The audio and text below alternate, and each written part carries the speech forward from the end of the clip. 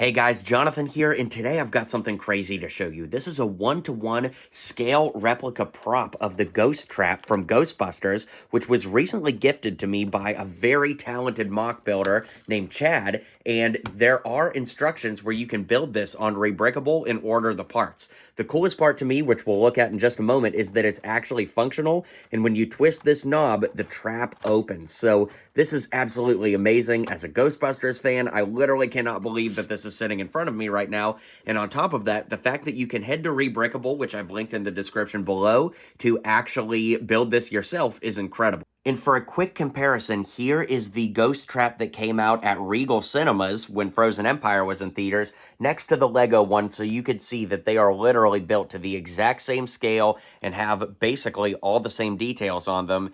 It's just incredible, and I love seeing these side by side. I want to show you all the features, but also want to say a big thank you to Chad, the designer, for gifting me this.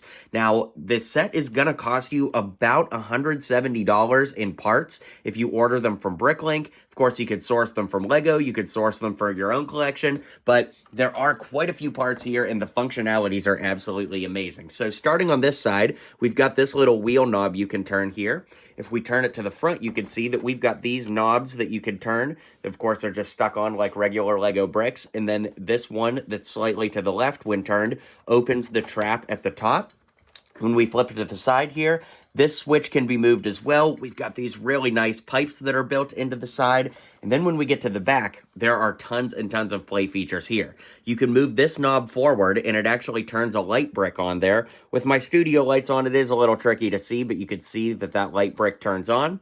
And the craziest part to me is there's a little tab right here you can push, and when you push that forward, it actually ejects the entire trap out of the body, just like we see in the movie. Then this could be put into the ghost containment unit, and when the light is green, the trap is clean. So that's really awesome.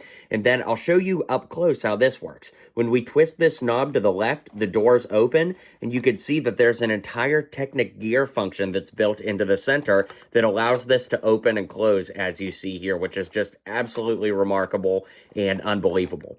I love the way that it's built too up top with the lines, you know, the hazard lines. They are built at an angle. When you look at it, you can see just like the trap in the movie, which looks absolutely amazing.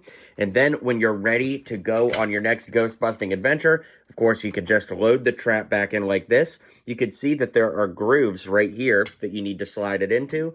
So you basically just set it in the trap like this, and then slide it into place, and you'll hear a final click when you push it in.